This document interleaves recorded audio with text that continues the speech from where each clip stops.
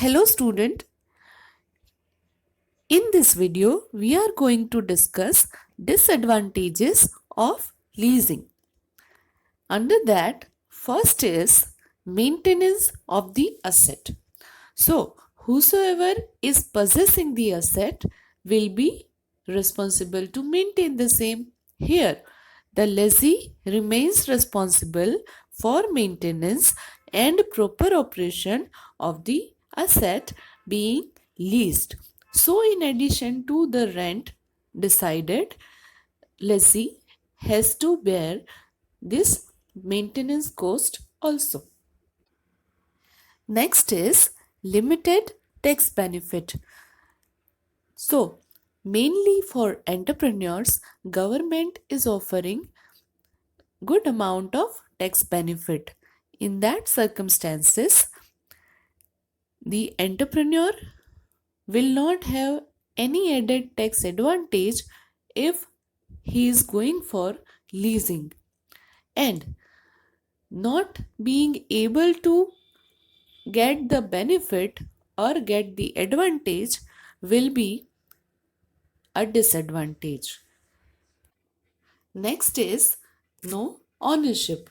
So, at the end of the leasing period, the lessee doesn't end up becoming the owner of the asset, though quite a good sum of payment is being done over the years towards the asset. So, unlike hire purchase, in leasing, the ownership is not transferred, and that is one of the disadvantage. Next is lease expense. So, lease payment are treated as expenses rather than an equal payment towards buying an asset. So, the same point we discussed, that at the end here the lessee doesn't get the possession of, or ownership transfer doesn't happen. That's why lease is just an expense. Next is limited access to other loans.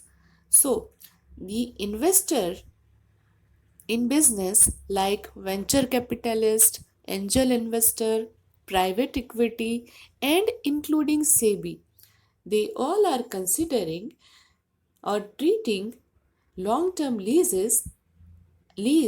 as debt.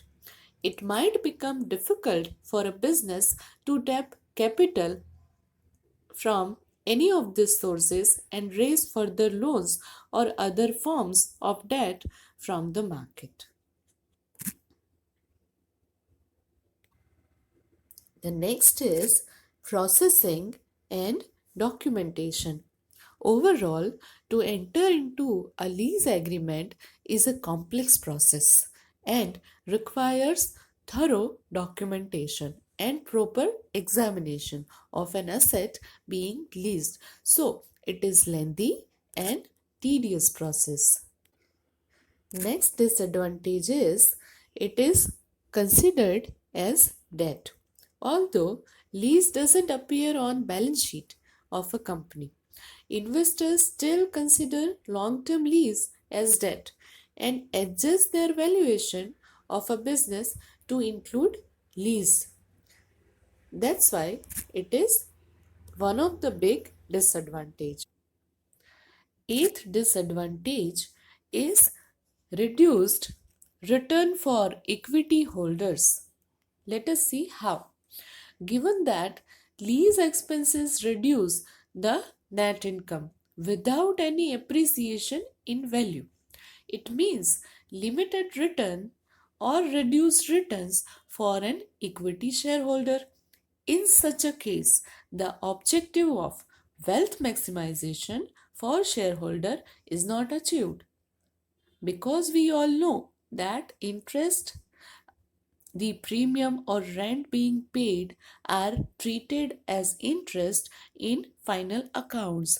Now, interest must be debited in profit and loss account, which is reducing profit of the company, and that's why it is one of the biggest disadvantage of lease.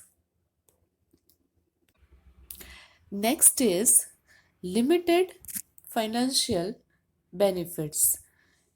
If paying lease payments towards a land or building, the business cannot benefit from any appreciation in the value of land, which is also called capital gain.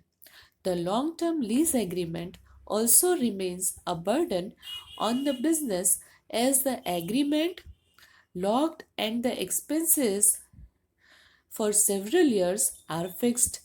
In a case when the use of asset does not serve the requirement after some years, lease payments become burden. So, with this, we have completed the disadvantages of leasing. Now, let me revise it very quickly. The first disadvantage is maintenance of the asset. Second is limited tax benefit. Third is no ownership. Fourth is lease expenses. Fifth is limited access to other loans. Sixth is processing and documentation. Seventh is treated as debt.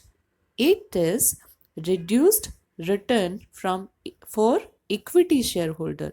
Ninth, limited financial benefit. Thank you for listening, and if you do have any query, you can raise in comment box given below. Stay happy, stay healthy.